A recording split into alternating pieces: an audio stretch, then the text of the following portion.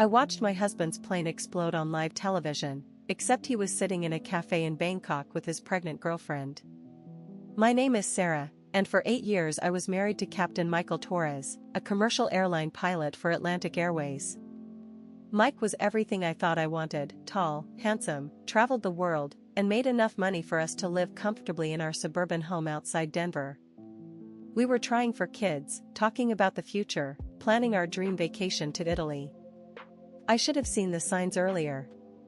The extra overnight flights to Asia. The new phone he claimed was just for work. The way he'd shower immediately after coming home, like he was washing something off. But pilots have weird schedules, right? I trusted him completely. October 15th started like any other Tuesday. Mike kissed me goodbye at 5 a.m., his uniform crisp, his smile warm. Bangkok route today, baby. Back Thursday morning. Love you. Those were the last words he spoke to me as my husband. I was at my office job around noon when my coworker Janet burst in, her face white as paper. Sarah, turn on the news. Now. Flight 447 to Bangkok. Engine failure. Emergency landing attempt. The plane never made it. I watched the wreckage burn on CNN, my hands shaking so violently I couldn't hold my coffee cup. The reporter said there were no survivors among the 200 passengers and crew. My world shattered in that conference room. The airline called within the hour. Grief counselors. Insurance agents. Funeral arrangements for whatever remains they might find. Mike's parents flew in from Phoenix, and we cried together for 3 days straight. The life insurance payout was substantial. $2 million. The airline settlement added another $1 million. Money felt meaningless when the love of your life was gone, but it meant I could take time to grieve properly. For 6 months, I was a walking ghost. Therapy twice a week. Sleeping pills to get through the nights.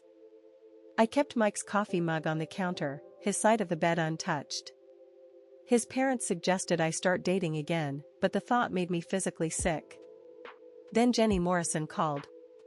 Jenny was Mike's ex-girlfriend from college, someone I'd met exactly once at a wedding years ago. She was sobbing so hard I could barely understand her at first.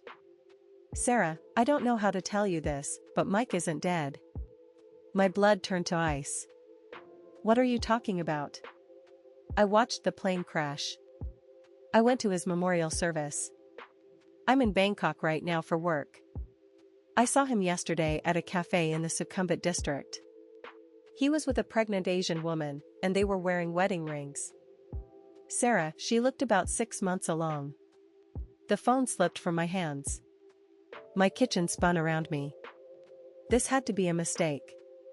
Some kind of cruel joke or misunderstanding. But Jenny sent photos.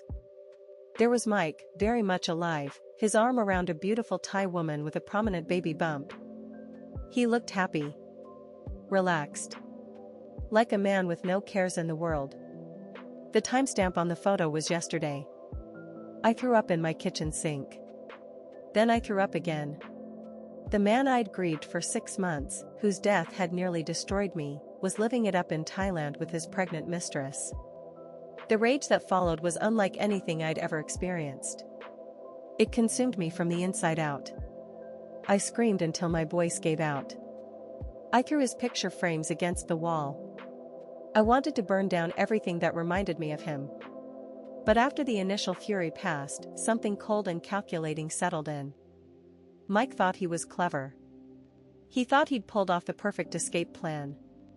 New identity, new life, insurance money probably funneled to him somehow, and a grieving widow who'd never come looking. He was wrong. I hired a private investigator named Carlos Rodriguez, a former FBI agent who specialized in international cases. Carlos was expensive, but I had 3 million reasons not to care about money. Within 2 weeks, Carlos had the whole story. Mike had been planning this for over a year. He'd met Siraporn while on his Bangkok routes and gotten her pregnant. Instead of divorcing me and losing half his assets, he decided to fake his death. He'd bribed a baggage handler to get him off the plane before takeoff, then used forged documents to assume a new identity in Thailand. The real passengers died while he started his new life. But Mike made one crucial mistake. He was still using our joint credit card for small purchases, probably thinking I'd never notice among all the insurance and settlement money flowing in. Carlos traced those transactions like breadcrumbs leading straight to his apartment in Bangkok. I flew to Thailand with a plan. First, I contacted the FBI's International Crime Division with Carlos's evidence. Faking your death for insurance fraud is a federal felony, and doing it by letting 200 innocent people die made it mass murder. Second, I visited Siriporn. The poor woman had no idea she was married to a mass murderer. She thought Mike was a businessman who'd lost his wife in a car accident. When I showed her the photos of our wedding, the news articles about the plane crash, and explained what really happened, she broke down completely. Siriporn was 8 months pregnant and had been sending money to support Mike while he looked for work. She'd fallen in love with a lie, just like I had. Together, we went to the Bangkok police. The final piece was confronting Mike himself. We found him at their regular café, reading an English newspaper and sipping coffee like he didn't have a care in the world. When he saw me walking toward his table, his face went through about 6 different emotions in 2 seconds. Confusion, recognition, terror, and finally, resignation. "Hello, darling," I said, sitting down across from him. "You look remarkably well for a dead man." Mike tried to run, but the Thai police were already surrounding the cafe. The FBI had coordinated with local authorities, and his new identity wouldn't save him now. As they dragged him away in handcuffs, he finally showed his true colors. "You stupid bitch," he screamed. "I gave you everything. The insurance money was supposed to set you up for life. You gave me everything by letting 200 innocent people die for your lies," I shouted back. "I hope it was worth it." Mike was extradited to face federal charges in the United States. Mass murder, insurance fraud, identity theft, and conspiracy. He'll spend the rest of his life in prison, if he's lucky enough to avoid the death penalty. I helped Siriporn move back home to her family with her baby. We stay in touch, 2 women who survived the same monster. The insurance money went to the families of Flight 447's real victims. Every penny. It was blood money, and I couldn't live with myself keeping it.